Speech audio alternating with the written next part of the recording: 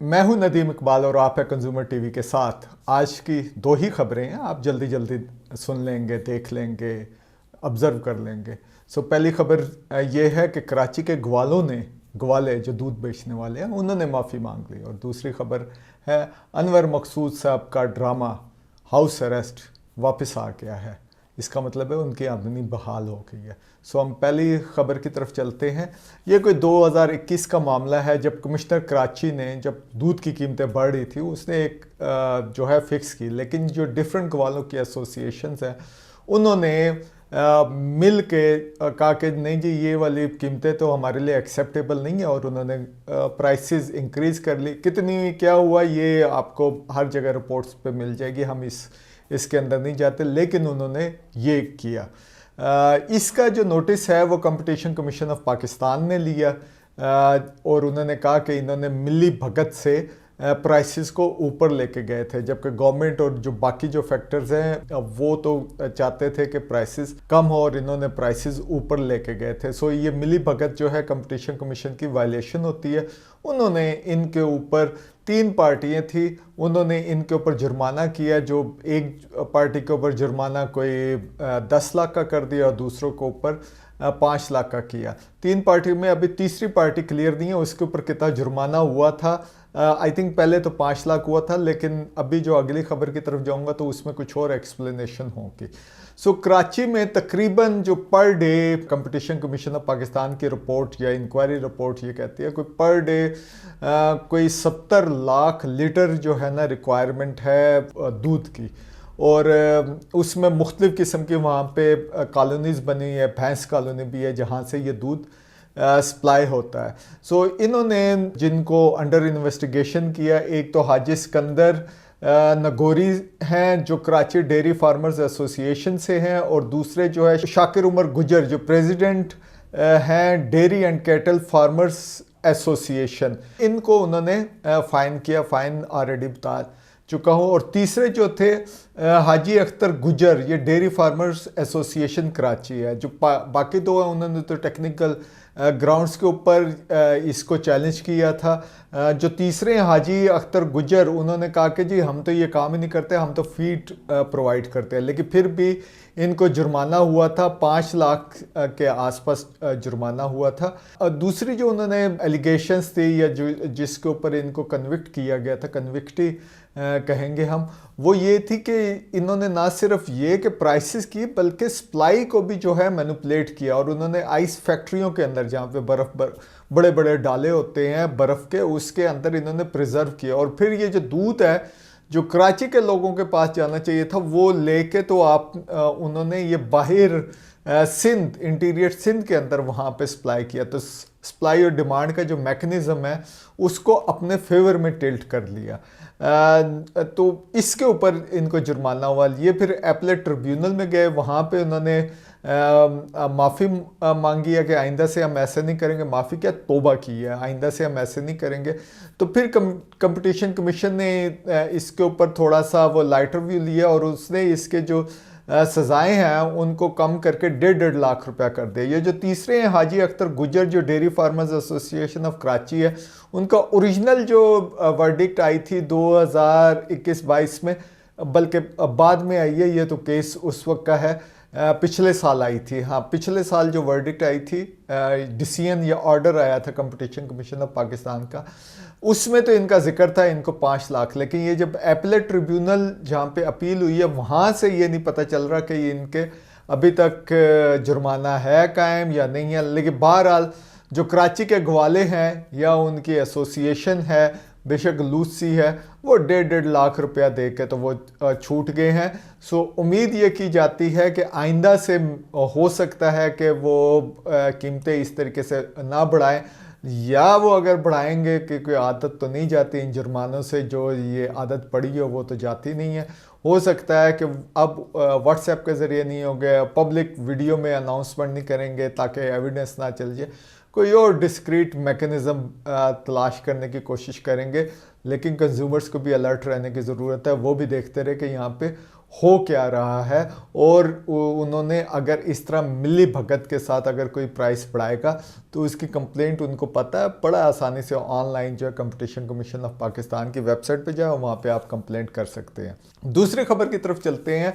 अनवर मकसूद साहब का house arrest जो है वो रिस्टोर हो गया है। रिस्टोर होने का मतलब ये है कि 2-3 दिन पहले जो एनओसी इशू किया गया था Pakistan national council of the arts में, उसकी जो प्ले हो रहा था, थिएट्रिकल परफॉर्मेंस हो रही थी, उसका जो नो ऑब्जेक्शन सर्टिफिकेट था वो डिस्ट्रिक्ट गवर्नमेंट ने विड्रॉ कर लिया था। अब उन्होंने दोबारा उसके जो विड्रॉल को है वो विड्रॉ कर लिया, लिहाजा वो रिस्टोर कर दिया। सो 6 तारीख से 3 से बंद था, आई थिंक 6 से अब वो दोबारा वो रिस्टोर हो गया, कोई 2-3 दिन बाद। सो रफली कोई आप कह लें 6 के करीब जो सेशंस थे या शोज थे वो यहाँ पे गए हैं। मुख्तलिफ किस्म की थ्योरीज होती हैं। एक तो ये कि इसके ऊपर अनवर मकसूद साहब ने किसी कोर्ट में जाके चैलेंज नहीं किया था। ऑफ कोर्स जो पैसे वाली पार्टियां होती हैं वो इस किस्म की चीज़ें नहीं करती क्योंकि लंबा वो फंस जाता है। उन्होंने इंस्टेड अपील की प्राइम मिनिस्टर को। अच्छा, प्राइम मिनिस्टर की भी यहाँ पे कुछ कॉपी की गई है। आपको याद होगा कि ये बिजली की प्राइस 7 रुपये क्या कम हुई थी। आप किसी दोस्त को फ़ोन करते और दोस्त तो बदतमीज़ ही होते हैं, अक्सर लोगों के फ्रैंक होते हैं, तो आगे से प्राइम मिनिस्टर बताए वो दोस्त नहीं पिक करता, प्राइम मिनिस्टर बड़े अदब से कहते थे अस्सलाम वालेकुम और इसके बाद अपना मैसेज देते थे। तो उसी के ऊपर इन्होंने कॉपी वगैरह किया था। पर्सनली स्पीकिंग मुझे ये ड्रामा जो है जो अनवर मकसूद साहब का एक्सटेंडेड है उससे नीचे नज़र आया। स्टायर भी कम था। जैसे एक होता है ना टोटके डाले जाते हैं मुख्तलिफ कमर्शियल ड्रामे के अंदर, जैसे ख़ास तौर पे जो बदनाम भी हुए हैं काफ़ी सारे ड्रामे जिसमें जो औरतों के डांसेस हो गए या मुजरा उसको कहा जाता है वो डाल दिए जाएँ, गवर्नमेंट उसके ऊपर काफ़ी ऑब्जेक्शन करती है। या फिल्में होती हैं जो जिसमें बारिश का सीन डाल देते हैं, इस किस्म के वो फार्मूलों के साथ वो चलती हैं। यहाँ पे क्या है कि औरतें बड़े वहशी अंदाज में लड़ रही हैं, एक दूसरे को उठा रही हैं, गिरा रही हैं। मुझे तो ये बड़ी बैड टेस्ट में है। अच्छा, जो ये चीज़ है, एक तो जो हमें नोटिफिकेशन नज़र आ रहा है डिस्ट्रिक्ट गवर्नमेंट का, उसमें भी ये कहीं कोई रीज़न नहीं बताएगी कि क्या हुआ। जो अनवर मकसूद साहब की वो पहले वाली चीज़ें हमें देखी कि ये हैवली सेंसर्ड हुआ था। अच्छा, क्या चीज़ें सेंसर हुई थी, ये वाली चीज़ें की डॉक्यूमेंट नहीं होती। अच्छा, एक और लाइन कमर्शियल में ये देखी जाती है कमर्शियल ड्रामे के अंदर कि यार अगर ये किसी तरीके से लोगों को बताया जाए, जैसे आपने देखा होगा 80s 90s में जब वो फिल्मों के बड़े बड़े वो बैनर लगते थे तो उसमें लिखा जाता था बालगों के लिए। ज़ियाउल हक ने ऑफकोर्स ये वाली चीज़ की थी, सेंसर कोड काफ़ी स्ट्रिंजेंट किए थे। उसकी स्टोरी मैं किसी टाइम और बताऊंगा, मैंने इसके ऊपर पूरा थीसिस किया हुआ है। तो उसमें जिस फिल्मों के ऊपर बालगों के लिए होता था उसके टिकट बड़े बिकते थे। और ये जो कमर्शियल ड्रामा है ये कई जगह पे ये जो सेंसर है, सेंसर करवाए भी जाते हैं। जैसे ही वो सेंसर का आता है तो लोग फिर जो है ना वो अगर वो थोड़ा सा अट्रैक्टिव या अट्रैक्शन उसकी कम हो रहा था, लोग भागते हैं उसकी तरफ देखते हैं। सो मुझे ये लग रहा है कि ये ड्रामा जो है सेंसर के बाद दोबारा रिस्टोर होने के बाद ये जो है ये तकरीबन अगर इस्लामाबाद में इसने 28 शो करने थे और पर शो जो PNCA में जो सीटिंग कैपेसिटी है वो 425 है। सो रफली 8 लाख पर शो का गेट आमदनी होती है। कॉरपोरेट जो होते हैं शोज़ वो अलहदा से होते हैं। और अनवर मकसूद साहब ने यह भी बताया कि जो एक्टर्स हैं, और डेफिनेटली हमारे दोस्तों ने उनको फुली इन्वॉल्व होके रिहर्सल्स के अंदर वो ही वॉज फुली इन्वॉल्व, वो भी देखा। यंग एक्टर्स हैं, we wish them best of luck. लेकिन कॉस्ट जो हम कहना चाहिए इनपुट की कॉस्ट इसमें कम है। सो अगर हम ये कहें कि 28 अगर शो होते हैं एक दिन में 2 शो करें और 14 शो सिर्फ इस्लामाबाद में होते हैं तो मिनिमम कोई 2.5 करोड़ रुपया तो कहीं नहीं गया। सो ये जो कमर्शियल एक्टिविटी है ये भी एक एंगल है। अगर आप सेंसर हो जाए या तो ये पता चले या डिस्ट्रिक्ट एडमिनिस्ट्रेशन बताए भाई क्यों ये किया है, कौन से अल्फाज थे जिनको सेंसर किया है, तो क्या अब हम मोर सेंसर ड्रामा देखेंगे कंज्यूमर और पैसे वही 2000 रुपये पर हेड यहाँ पे देंगे जो मुख्तलिफ तरीके से करेंगे, या क्या होगा। सो ये वाली जो मिस्ट्रीज़ हैं ये चलती रहती हैं पाकिस्तान के अंदर। डेफिनेटली हमें चाहिए, एक तो इनकम वगैरह का रिकॉर्ड आना चाहिए, क्या कॉस्ट है ड्रामे के ऊपर, कितना प्रॉफिट आया, प्रॉफिट की परसेंटेज, सेंसर मतलब बैन होने से पहले कितनी थी और बैन होने के बाद प्रॉफिट की परसेंटेज कितनी आई, क्या हाउस फुल जा रहे थे, what exactly is the situation, क्या इन्होंने अपना जो ड्यूरेशन है उसको लंबा कर देंगे। सो ये डाटा जो है ये आपको जो भी सच्चाई अवेलेबल होती है उसके करीब पहुंचने में मदद करता है। लेकिन जब आपके पास ये डाटा नहीं होता, जब आपके पास डिस्ट्रिक्ट एडमिनिस्ट्रेशन की स्टेटमेंट आती है वो भी हवा में आती है, एनओसी विड्रॉ कर लिया, एनओसी रिस्टोर कर दिया, रीज़न बताए बगैर, ना कोई ये रीज़न बताता है, तो ये सारी चीज़ें मिस्ट्री रहती हैं। और फिर आप जो है ना काइट फ्लाइंग करते हैं, जैसे मैंने अभी एक छोटी सी काइट फ्लाइंग की है।